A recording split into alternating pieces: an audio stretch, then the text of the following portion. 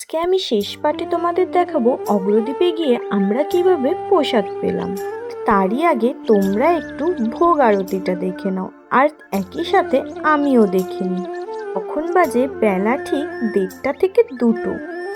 আমরা তখন সবাই মিলে প্রসাদের উদ্দেশ্যে রওনা দিচ্ছিলাম মন্দিরে। তখনই দেখি ঠাকুরমশাই শ্রী গোবিন্দ ঘোষের সমাধিতে ভোগ নিয়ে এসেছে। তারই সাথে আমরাও ভোগটা দর্শন করে নিলাম। আর তারই পরে আমরা চলে গেলাম সেই হোটেলটাতে। তো মন্দিরে গিয়ে তোমরা কিন্তু সবার আগে টিকিট কেটে নিও, নয় কিন্তু শেষে তোমরা প্রসাদ নাও পেতে পারো। আমাদের জানাশোনা ছিল বলে আমরা আগের দিন রাতে বেলায় এই টিকিটটা কেটে নিয়েছিলাম।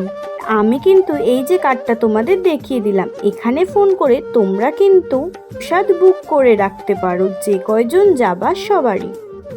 এরই পরে আমরা বসে পড়লাম। সবার প্রথমে আমাদের দিয়ে দিল কড়মড়ে বেগুনি, তারই পরে পাতে দিয়েছিল উচ্ছে আলু ভাজা, আর তারই পরে দেখো পাতে রয়েছে অন্ন। প্রসাদ কিন্তু অনেক রকমের ছিল, আর সত্যি বলতে প্রসাদের টেস্টটা কিন্তু অনেকই সুন্দর।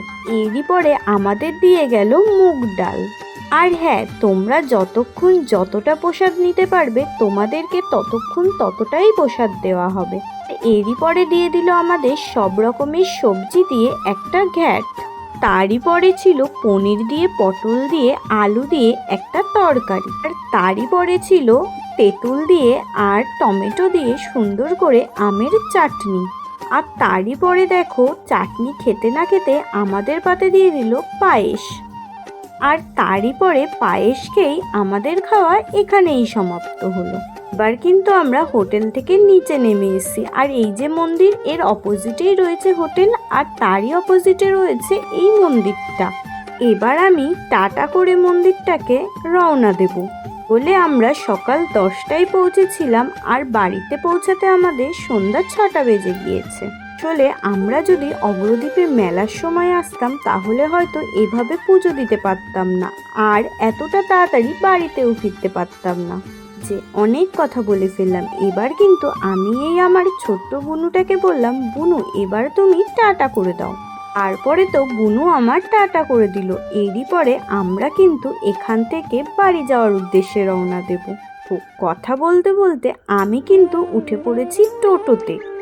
ওই যে আগেই বলেছিলাম, টোটোতে আমার এখন লাগবে 1 ঘন্টা। তারপরেই আমরা বেথুয়া ডৌরি স্টেশনে পৌঁছাবো। প্রকৃতির সুন্দর এই মনোরম পরিবেশ উপভোগ করতে করতে আমরা এখন টোটোতে পাড়ি দিচ্ছি। রাস্তা দিয়ে যেতে যেতে অনেক গল্প হলো আর অনেক আড্ডা হলো। তারই পরে খুবই টায়ার্ড হয়ে গিয়েছিলাম, সেই জন্যই আর ভিডিও ক্লিপ দিতে পারিনি। ডাইরেক্ট আমি ট্রেনে উঠে একটা ছোট্ট ভিডিও ক্লিপ নিয়ে নিলাম। এত রোদ গরমে আমি কিন্তু সানগ্লাসটা পরতে ভুলেই গিয়েছিলাম, সেই জন্যই ভাবলাম এখন একটু পরে নিই। তাই তো কথা মতো আর ভাবা মতো সানগ্লাসটা পরেই নিলাম, আর একটু ভিডিও ক্লিপও নিয়ে নিলাম। তারই পরে দেখো আমি সবাইকে টাটা বাই বাই করে এখন আমি বাতকুল্লায় নেমে পড়ব। আমার পিসিরা সবাই যাবে বগুলাতে, আমি কিন্তু যাওয়ার সময় বগুলা থেকেই ট্রেনে উঠেছিলাম। আর এখন আমি যেহেতু চলে এসেছি সেহেতু আমি বাতকুল্লাতেই নেমে পড়ব।